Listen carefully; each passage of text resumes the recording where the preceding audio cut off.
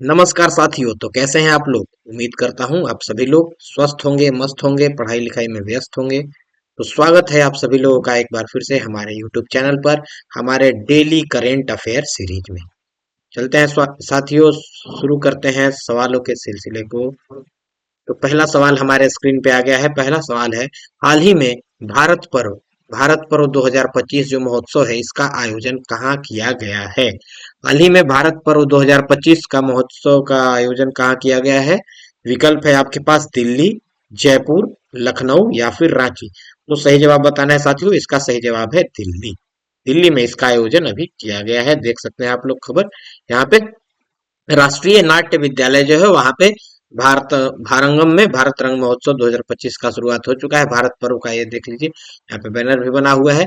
इसमें देश भर की लोक कलाओं का झलक देखने को मिलेगा। किस लिए है? तो कला, संस्कृति और रंगमंच की जीवंतता से भरा हुआ है पूरी तरह से। इसमें ये सारा कुछ देखने को मिलेगा। यहाँ तस्वीर में भी देख सकते हैं लोक नृत्य है।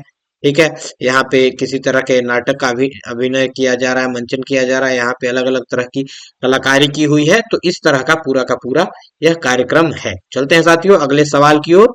अगला सवाल है हमारा, हाल ही में प्रथम रायसीना मध्य पूर्व सम्मेलन। प्रथम रायसीना मध्य पूर्व, अच्छा मध्य पूर्व में किया गया है। भारत के मध्य पूर्व, ये जो मध्य पूर्व देशों से संबंध है बहुत ही बेहतर है अभी।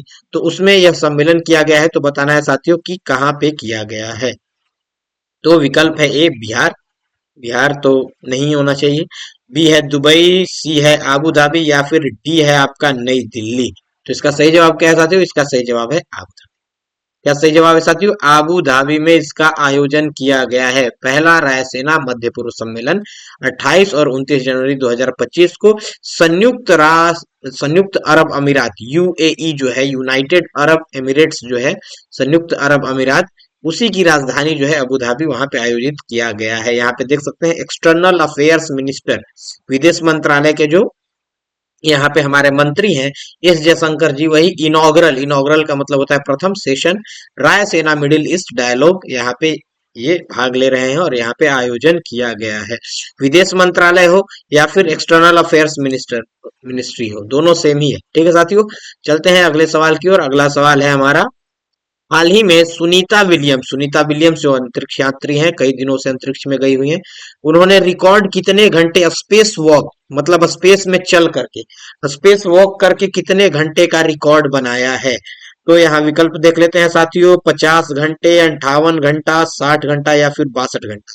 तो इसका सही जवाब है साथियों 62 घंटा। 62 घंटा से भी ज्यादा, दरअसल 62 घंटा और 6 मिनट। तो ये देख लीजिए खबर।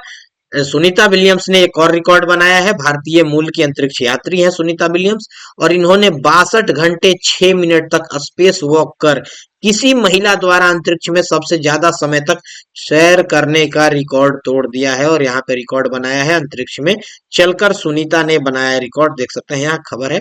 तो ये बहुत दिनों से अंतरिक्ष में फंसी हुई थी, तो यहीं पे इन्होंने यह रिकॉर्ड बनाया है। ठीक है साथियों, चलते हैं अगले सवाल की ओर। अगला सवाल है, हाल ही में ब्रिक्स, ब्रिक्स जो है BRICS, यहाँ बी से ब्राजील है, आर फॉर रसिया है, आई फॉर इंडिया है, सी फॉर चाइना है, एस फॉर साउथ अफ्रीका, दक्षिण अफ्रीका है। इनका युवा परिषद उद्यमिता कार्य समूह की बैठक, इसका जो युवा परिषद उद्यमिता कार्य समूह की बैठक है, उसका अध्यक्षता किस देश को दिया गया है? कौन देश कर रहा है, कौन देश करेगा? तो विकल्प है आपके पास, 4 विकल्प दिया हुआ है, देख सकते हैं। आपको सही जवाब बताना है, रूस या फिर भारत या फिर ब्राजील या फिर चीन। तो इसका सही जवाब है साथियों भारत। ये जो भारत है, भारत में अभी हाल ही में ये जो ब्रिक्स है, इसका युवा परिषद उद्यमिता कार्य समूह का जो बैठक है, इसका अध्यक्षता दिया गया है। एंटरप्रेन्योरशिप के बारे में इस पे चर्चा होगा, देख सकते हैं यहाँ खबर। India to host BRICS youth council entrepreneurship working group meeting, कब से कब तक होना है? 3 से 7 मार्च। ठीक है, 3 to 7 मार्च 2025 में ये होना है। इसका थीम क्या रखा गया है साथियों? थीम ध्यान रखना है आप लोगों को। आप लोग का जो मैं जीके जीएस का प्रीवियस ईयर क्वेश्चन का जो सीरीज कराता हूं, उसमें आप लोग देखे होंगे कि थीम से रिलेटेड बहुत क्वेश्चन आता है। तो थीम भी आप लोगों को ध्यान रखना है साथियों। थीम क्या है? Youth entrepreneurship for sustainable growth, sustainable growth के लिए यूथ में एंटरप्रेन्योरशिप की भावना जो है, इसको लाना है। और डिपार्टमेंट क्या है? यूथ अफेयर्स, जो युवा मंत्रालय है उसके अंतर्गत ये सारा कुछ कराया जा रहा है। ठीक है साथियों, ये कहते हैं खबर गांधीनगर में, कहाँ होना है, गांधीनगर में। ब्रिक्स युवा परिषद उद्यमिता पूर्व परामर्श में उद्योग मंत्री बलवंत सिंह अभी हाल ही में इसका उद्घाटन किए हैं, इसमें शामिल हुए थे। और यहाँ पे 600 से अधिक युवा उद्यमी भाग लिए हैं। बहुत सारा जो स्टार्टअप है उसको पुरस्कार भी देने का काम किया गया है। और इस पूरे आयोजन को यहाँ पे चालू किया गया है, शुरू किया गया है। चलते हैं आगे अगला सवाल के साथ। हाल ही में किसे महाकुंभ भगदड़ पर न्यायिक यहाँ पे आयोग, अच्छा ये थोड़ा गलत लिखा गया, आयोग होना चाहिए, आयोग का प्रमुख नियुक्त किया गया है। आयोग जो है न्यायिक आयोग। अभी आपको पता होगा महाकुंभ में भगदड़ हो गया है पिछले दिन, तो उसमें उसके लिए न्यायिक आयोग जो बनाया गया कि उस पे न्यायिक जो भी प्रक्रिया चलेगी उस पे सारा जांच किया जाएगा। तो उसका प्रमुख किसे नियुक्त किया गया है, तो आपको बताना है। विकल्प है आपके पास जस्टिस हर्ष कुमार, या फिर शीतांशु कोटक, या फिर रजत वर्मा, या फिर इनमें से कोई नहीं। तो इसका सही जवाब है साथियों जस्टिस जो आपके हैं हर्ष कुमार, न्यायाधीश हर्ष कुमार, इन्हीं को दिया गया है। देख सकते हैं यहाँ पे खबर, भगदड़ की न्यायिक जांच किस किस पर आज, यहाँ पे देख लीजिए खबर बना हुआ है। और यही इनको अध्यक्षता दिया गया है साथियों। ये क्या है, सेवानिवृत्त न्यायाधीश हर्ष कुमार कर रहे हैं। इसके साथ दो अन्य सदस्य हैं, दो अन्य सदस्य में एक है सेवानिवृत्त आईएएस अधिकारी टीके सिंह और पूर्व पुलिस महानिदेशक वीके गुप्ता। तो ये तीन लोगों का एक पूरा पैनल बनाया गया है। इलाहाबाद उच्च न्यायालय के ये सेवानिवृत्त न्यायाधीश हैं, वहीं पे जो इलाहाबाद का हाई कोर्ट है वहीं के ये पूर्व जो न्यायाधीश रह चुके हैं। आगे चलते हैं साथियों, आगे है हमारा, अच्छा 1 मिनट आपका समय लेना चाहूंगा। 10th बिहार बोर्ड के लिए जो हमारा सफल बैच चल रहा है, जो बच्चे अगले साल मतलब 2026 में, 2025 का तो एग्जाम अब चालू हो गया है, लेकिन 2026 में जिन लोगों का एग्जाम है वो इस बैच से जुड़ सकते हैं। कंप्लीट सिलेबस आपको कंप्लीट कराया जाएगा। साथ ही साथ आपको वीकली, हर वीक में सैटरडे पूरा का पूरा सिर्फ डाउट चलेगा, और मंथली टेस्ट होगा, डिस्कशन होगा, जो भी प्रैक्टिस होगा, सारा क्वेश्चन एक्सरसाइज सब कुछ कराया जाएगा। लाइव फॉर्म में क्लास चलेंगी। अगर लाइव नहीं देख पा रहे हैं तो रिकॉर्डेड फॉर्म में भी आपके लिए लेक्चर रखा हुआ रहेगा, उसको आप देख सकते हैं।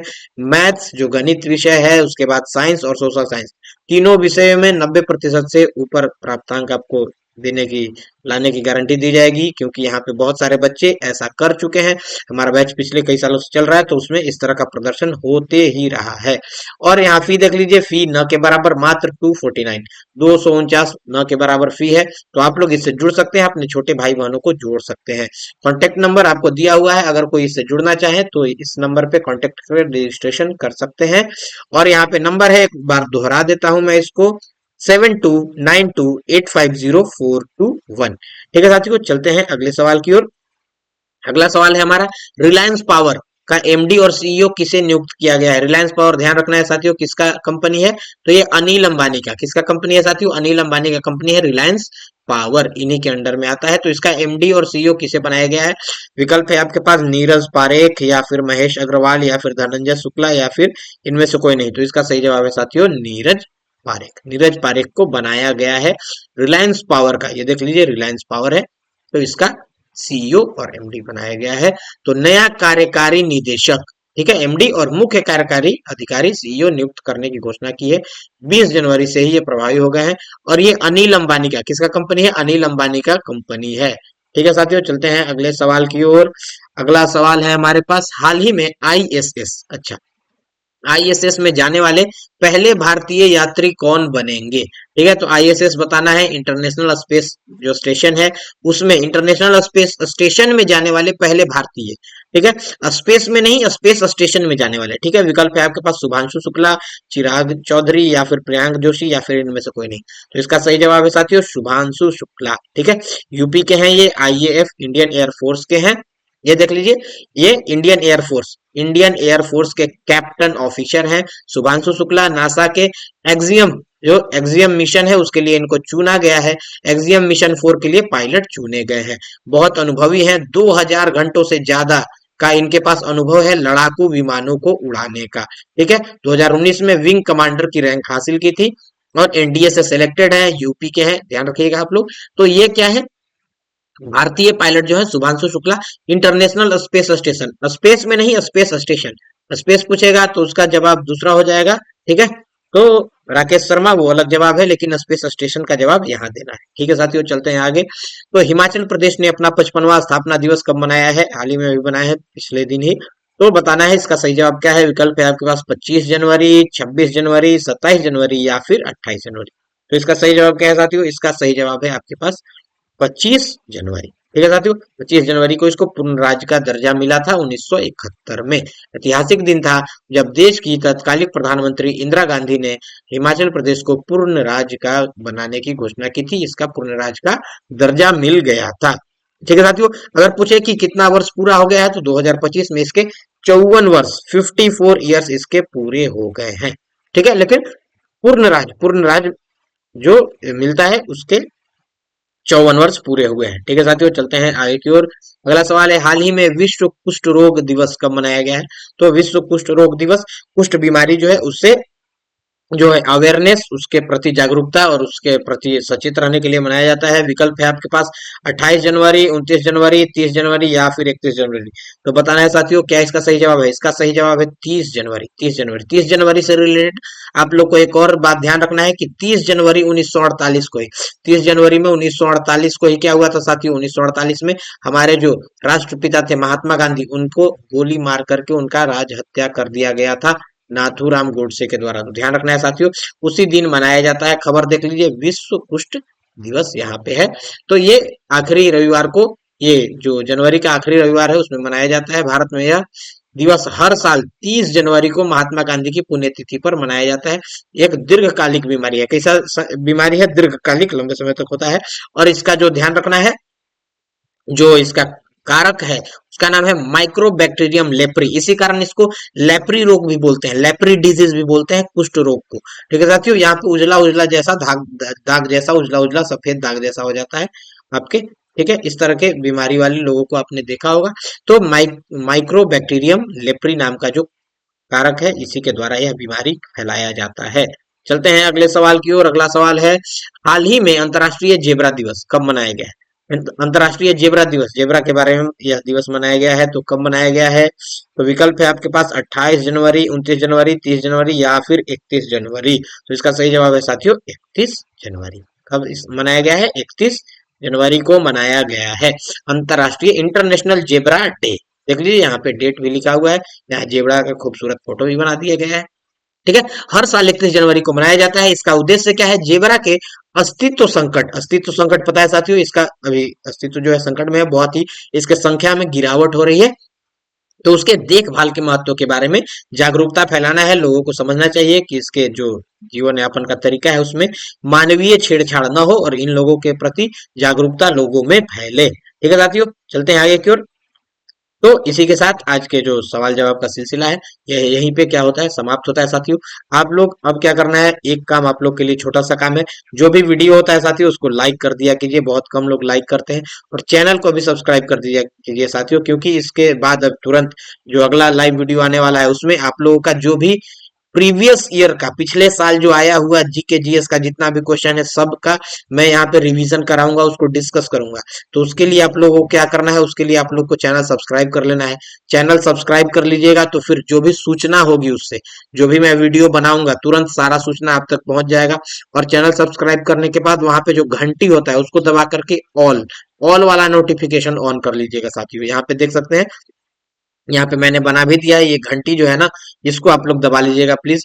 और इससे क्या होगा कि जैसे ही मैं वीडियो डालूंगा, लाइव में भी वीडियो आता है, लाइव सेशन आप लोग के लिए होता है, तो उसमें भी आप लोग का वीडियो आ जाएगा। और लगभग साथियों 72% जो जनता है वो हमारे वीडियो को देख रही है लेकिन सब्सक्राइब नहीं कर रहा है चैनल को साथियों। तो आप लोग सब्सक्राइब कर लीजिए, सब्सक्राइब करने में समय भी नहीं लगेगा, 1 सेकंड में सब्सक्राइब हो जाएगा। और वीडियो को लाइक कर दीजिए, इससे हम लोग का मनोबल बना रहता है। और भी नए नए तरह का कंटेंट और वीडियो आप लोग के लिए जानकारी लाने के लिए हम लोग प्रेरित होते हैं, तो यही हमारे लिए प्रेरणा का स्रोत है। आप लोग इसी तरह से प्यार देते रहिए और हमसे जुड़े रहिए। तब तक के लिए जय हिंद, जय भारत।